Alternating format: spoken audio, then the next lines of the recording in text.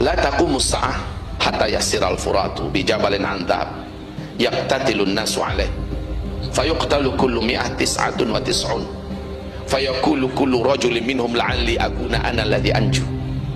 Tidak akan terjadi kiamat sampai kering nanti dulu Sungai Efrat. Sungai Efrat itu satu di antara sungai terbesar di Timur Tengah, Sungai Nil, Tigris dan Efrat. Sungai Efrat ini ulunya adalah Turki, lehernya adalah Syria, dan seluruh bodinya adalah Irak, dan ujungnya adalah Iran. Tidak akan terjadi kiamat sampai Sungai Efrat kering dulu. Ketika Sungai Efrat mengering, manusia akan dikejutkan dengan penemuan gunungan emas yang ada dalam perut bumi Irak di bawah aliran Sungai Efrat itu. Dan ini akan mengundang perang besar. Setiap lelaki dari berbagai negara dunia, kata Rasulullah, akan membawa senjata-senjata mereka ke negeri Irak. Mereka berperang memperebutkan gunung emas itu. Jadi gunung emas ini akan muncul dalam sebuah hantaman sehingga dia bergerak menuju ke permukaan. Dalam setiap 100 orang yang berperang di sana, akan mati terbunuh 99 orang. Cuma satu yang hidup. Tapi sayangnya, kata Nabi, seluruh mereka berharap semoga satu orang yang hidup itu sayalah orangnya.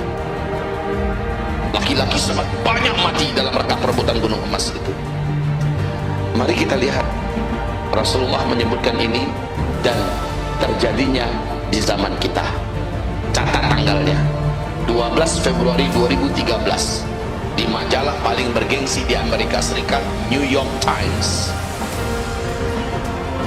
Amerika Serikat merilis pernyataan resminya di sana dari penelitian para pakar bahwa satelit kami, para pakar kami telah menganalisa dan meneliti Sungai Efrat sudah kering airnya 60%, kata mereka.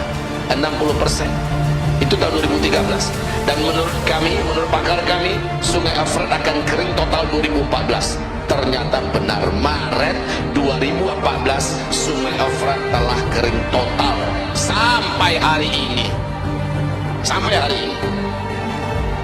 Kemudian yang paling mengejutkan adalah pernyataan George Walker Bush, atau singkatnya George Bush. Masih ingat kan makhluk satu ini? Penjahat dunia yang tangannya berdarah-darah dengan darah umat Islam, dan kezaliman yang luar biasa. Sebelum diganti oleh Barack Obama, sempat dia menyampaikan orasinya di depan Gedung Putih, dan orasi itu masih ada di YouTube. Apa kata John Bush? Satelit kita telah menemukan potensi emas yang sangat besar di dalam perut bumi Irak. Amerika Serikat, katanya, selaku polisi dunia, akan memastikan emas ini tidak akan jatuh ke tangan para penjahat-penjahat dunia yang tidak bertanggung jawab. Siapa yang penjahat? Tapi yang paling penting ungkapan beliau nih, satelit kita telah menemukan potensi emas yang sangat besar dalam bumi Irak. Sesuai betul dengan hadis Nabi yang tadi kita bacakan, kering Sungai Efrat dan adanya gunung emas dalam bumi Irak. Ini penyebab April 2014 Barack Obama tidak jadi menarik 135.000 pasukan darat Amerika Serikat yang tersebar di negara Teluk. Nggak jadi ditarik ke Amerika. Padahal secara finansial, Pentagon atau keuangan Amerika Serikat udah nggak mampu membiayai lagi militer mereka yang menyebar di negara Timur Tengah itu. Udah nggak mampu. Tapi nggak jadi ditarik 135.000 orang jumlahnya. Berapa biaya per orangnya? Nggak jadi ditarik oleh Barack Obama. Yang terjadi malah ketika Donald Trump ini naik jadi presiden, yang terjadi malah dia tambahkan pasukannya menuju ke Irak. Betul tidak? Dia tambah terus. Rahasianya sebenarnya sudah diketahui. Rusia akhir Desember 2018, Rusia di TV One diberitakan Rusia pamer senjata-senjata canggihnya sambil mengatakan kami siap perang melawan Barat. Kami siap perang melawan Barat, bahkan siap perang melawan Amerika Serikat sekalipun. Ini ada apa? Rusia dengan Cina, Rusia, Cina, India, negara-negara blok timur tahu ada potensi besar di Timur Tengah, khususnya di Irak, sumber kekayaan yang akan mengundang perang besar. Dan Amerika Serikat juga sudah menyadari mereka termasuk pemburu emas tergila di dunia. Amerika, Cina, Rusia, Jerman, ini negara besar semuanya. termasuk pemburu-pemburu emas yang paling hebat dan paling handal di dunia, ketahuan ada amalan bumi Irak, persiapan sekarang menuju perang besar di Timur Tengah. Maka Ratu Elizabeth II mengumumkan puisinya, selamat datang perang dunia ketiga, persiapan sekarang. Allahu a'lam apa yang akan terjadi ke depan. Yang jelas gambar-gambar hadis Nabi terjadi di zaman kita. Apa persiapan kita, saudara? Saya nggak tahu mau bicara apa, begitu luas tentang akhir zaman ini yang mau disampaikan. Mungkin Ustaz sudah memberikan pengantar-pengantar yang cukup tadi. Hanya saja setiap penekanannya bagian manapun, di situ kita menemukan tanda-tandanya terjadi di zaman kita. Anda tanya tentang apa? Terjadinya di zaman kita. Tapi jangan tanyakan tanda besar kiamat. Yang pertama, kedua, ketiga, keempat memang belum terjadi. Dan Rasulullah bersabda, halazatun manzumatun fi silk yuqta'u silkun yatsba'u ba'daha ba'dah. Sebelum terjadinya kiamat, kehancuran alam semesta, muncul terlebih dahulu 10 tanda besarnya.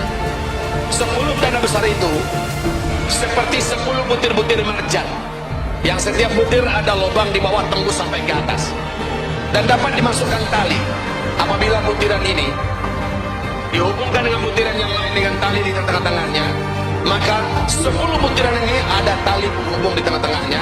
Di bagian bawah tali dikasih simpul. Akibatnya apa? Tertahanlah 10 butiran itu. Yuqta'u silk. Ketika simpul itu digunting, diputus, maka apa yang terjadi? Meluncurlah keluar butiran tadi. Butiran yang paling pertama, paling bawah, keluar terlebih dahulu. Yang kedua gimana? Menyusul. Pakai lama atau cepat? Langsung atau tertunda dulu? Langsung. Sep, sep, sep, sep, sep, sep, sep. 10 tanda besar kiamat itu kalau simpulnya sudah terbuka, maka yang pertama terjadi, yang kedua langsung. Jaraknya nggak pakai ribuan tahun atau ratusan tahun atau puluhan tahun, cepat saudara. Nah, urut-urutan kejadian dari 10 tanda besar kiamat ini berantakan dalam hadis-hadis Nabi, berantakan, tumpang tindih. Anda kalau baca hadis tentang akhir zaman bakalan bingung. Di hadis ini Nabi mengatakan urutan yang pertamanya adalah ini, kedua ini, ketiga ini. Di hadis yang lain urutan pertama jadi urutan ketujuh. Di hadis yang lain urutan pertama jadi urutan ketiga. Jadi urutan ini bingung kita. Tapi alhamdulillah ketika dikaji dengan begitu spesifik, contoh dalam kitab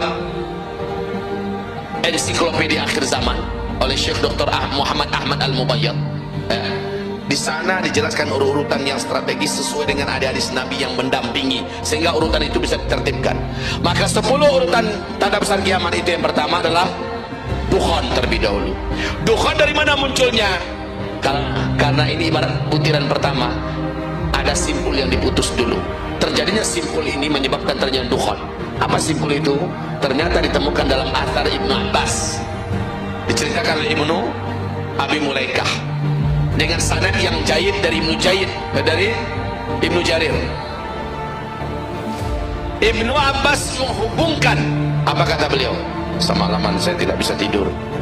Maka murid-muridnya bertanya, Ibnu Abi Mulaikah bertanya, kenapa wahai Tuan Guru? Karena kata sahabat-sahabat kami, malam tadi mereka sudah melihat ada meteor bergerak menuju ke arah bumi. Berarti besok dukhan dimulai. Dukhan tanda besar kiamat pertama. Ibnu Abbas menghubungkan meteor yang datang ke bumi pertanda akan terjadinya dukhan. Dari mana Ibnu Abbas tahu? Apakah dia seorang ahli fisika? Apakah Ibnu Abbas seorang pakar astronomi? Apakah Ibnu Abbas mengerti tentang alam semesta? Enggak ngerti itu Ibnu Abbas. Lalu dari mana Ibnu Abbas bisa menghubungkan itu? Ya pasti dari gurunya lah, Rasulullah Sallallahu Alaihi Wasallam. Rasul tahunya dari mana? SD juga nggak pernah Nabi Muhammad. Pastilah dari Allah Subhanahu Wa Taala. Maka sekarang terjawab. Sekarang terjawab. Para pakar astronomi dunia serentak menyepakati bahwa yang bisa menimbulkan dukhan hanyalah hantaman meteor dari ruang angkasa.